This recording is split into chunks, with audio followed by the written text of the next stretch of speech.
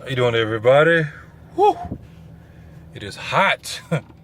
Hot isn't the word. It is hot out here in camera blurry. There we go. It is hot out here in Georgia. I just got done cleaning the truck. It was kind of dirty isn't the word, but it's been raining a few days on and off, and been working. So you know how that is. You're not always able to get to your vehicles and clean them. It was overdue, and since I was already out, I decided to do it in the heat of the day. It is 4 o'clock right now, Eastern time, and if you're on the East Coast, you know East Coast don't play when it comes to that heat. God is hot. I can't wait till this hot weather is over. Meaning when we get out of here. But just making some small talk.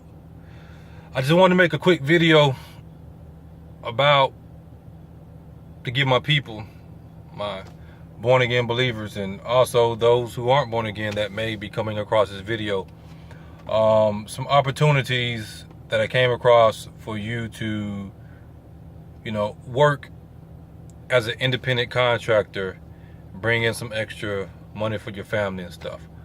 I haven't done it yet. I've gone through the process, but I'm still waiting to see if I'm going to be approved for it. I should be approved. I'm just waiting. And I guess you could say I had a inside source, an inside tip.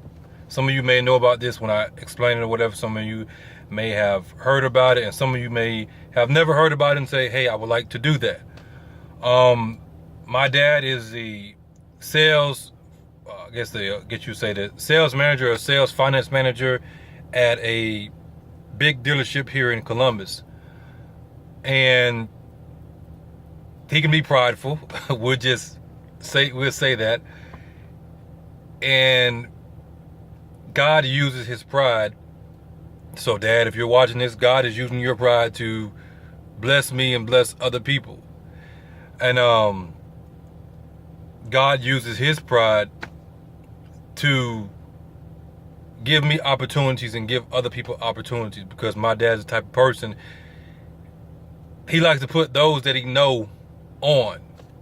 And what I mean by putting somebody on, let's say you got a job that's paying $30 an hour, and you got a friend that say, hey man, put me on.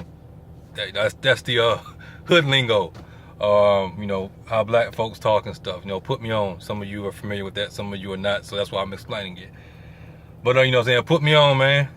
So you put somebody on, you put them on so they can have the same opportunities that you have. And so my dad put me on to a certain job through the dealership as a independent contractor. And so he was presenting it to me and said, hey man, got this job opportunity. I did it before, but I never got the email to do it. So you have to receive the email so you can respond to the email to fill out the information, and so you can start doing it.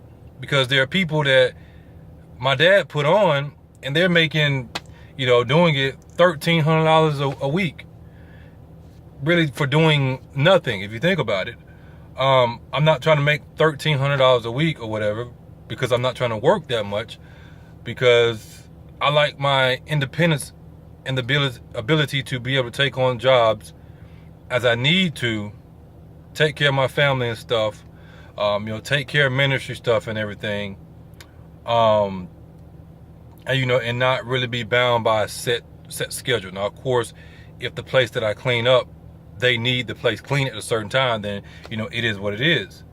But I come across these different opportunities and everything, and depending on what it is, I do it. And so, like I was saying, my dad put me on because I'm his son, and my dad, my Heavenly Father, uses him to give me opportunities to take care of my family, to do ministry stuff, to keep me in a position that I am in, just in case something happens. Because if I get injured, then that's my livelihood. As far as for my wife or my son David, if I get injured, that's my contract.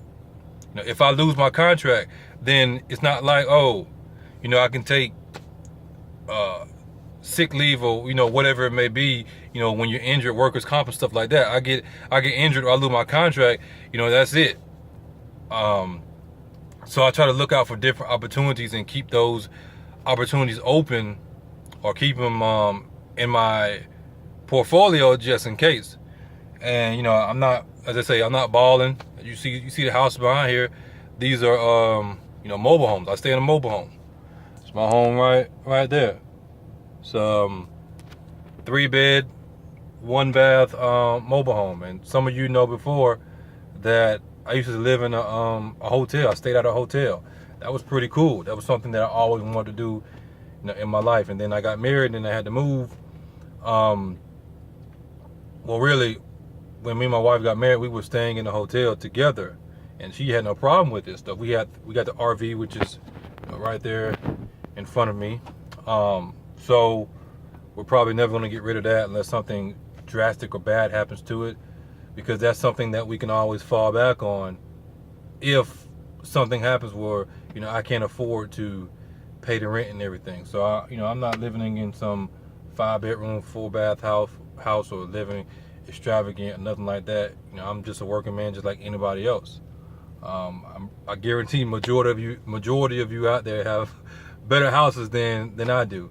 But it's a roof over our head. I got hot water and everything. We got everything we need, and it's our home. But when I was staying in a hotel, and then I went to Arkansas and got my wife, because that was at the time her RV.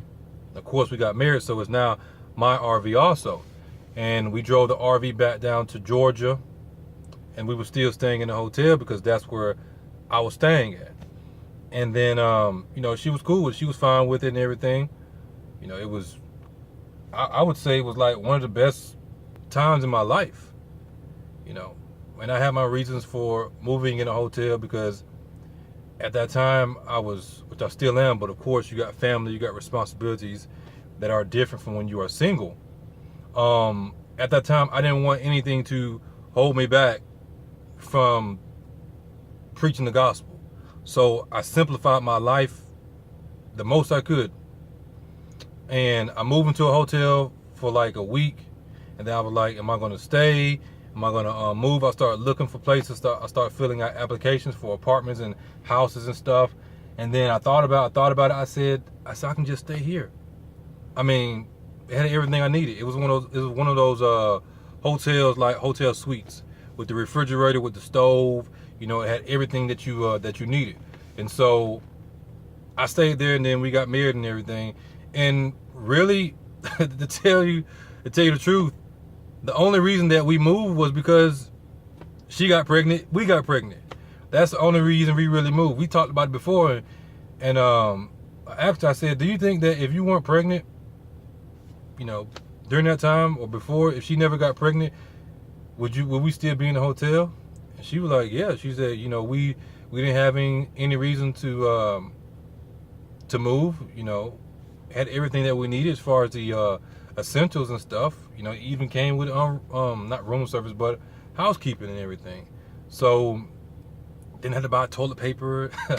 But toilet paper can get expensive, but because you just go to the front desk and get toilet paper and stuff like that. But it was just stuff like that. Had the furniture and stuff like that. So I mean, y'all been in those type of hotels before, where it has the refrigerator and the suite, and it has everything you pretty much need. Has your little desk, your bed, what I'm saying, all that other stuff. And so we use the RV as a back and forth point, because of course you can't have two people's clothes in there. Now we had our basic necessities, and then I went to Walmart and I bought a I forgot what it's called. It's like a rolling closet. It's like a closet. It's like a cheap closet, like $70. And you have the clothes in the middle, and it has the racks on the side and stuff, little cubby holes and everything. Went and got that from Walmart and added it to the room, and I put my clothes over there, and then gave her the dressers and stuff. But yeah, like I said, we only moved because she got pregnant, and I wanted to go ahead and be in a place to be established and not do something last minute. So I found this place, the mobile home community, which, you know, it's pretty solid. They keep it up. You know, it's not run down like some of them you see and everything. People pretty much keep to themselves. You have a lot of elderly people over here, so that's always good, you know, as far as, you know, for family and everything. But our neighbors next door, pray for them. Only problem really is the neighbors next door. They have the police coming over like at least once a week, it seems like, and that's not exaggerating. They always have something going on. But other than that, you know, it's straight. So like I was saying, we moved here. I wanted to be in a place to be established for the time being, where she could be comfortable in her pregnancy and everything. So I did that, and you know, we're still here. We haven't moved. We've been here for over a year, and I've been looking around at different places because, you know, I do want to move again to give my son some room to stretch his legs and stuff. Of course, you know, mobile home isn't nothing but so big. We don't have a double wide or a triple wide. It's just a basic mobile home, 3-bed, 2-bath with the living room, dining room, stuff like that. But so yeah, back to the job thing, as I was saying in the main topic of this video. If you go to the dealerships, I don't know who you would ask in regards to being put in the right place as far as where you need to go, because every dealership would be different. But you can go to the dealership and you can apply to be an independent contractor to drive cars. So you may be saying, well, what do you mean drive cars? Drive the cars in a lot? No. Let's say Kelson King. Well, let's say you go to a dealership. You like a vehicle. They don't have the color you want.